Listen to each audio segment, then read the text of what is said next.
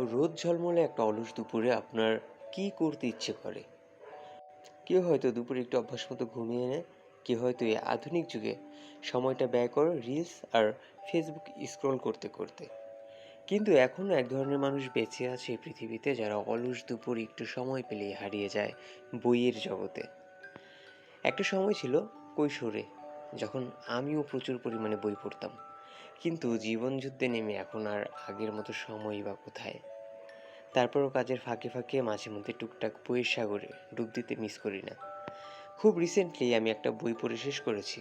বিভূতিভূষণ বন্দ্যোপাধ্যায়ের লেখা এই বইটা যখন অলস দুপুরে বিছানায় শুয়ে অথবা পড়ার টেবিলে বসে পড়ছিলাম, তখন একটা সময় মনে হচ্ছিল আমি যেন আর বইটা পড়ছি না, আমি নিজেই ঢুকে গেছি সেই গল্পের ভেতরে।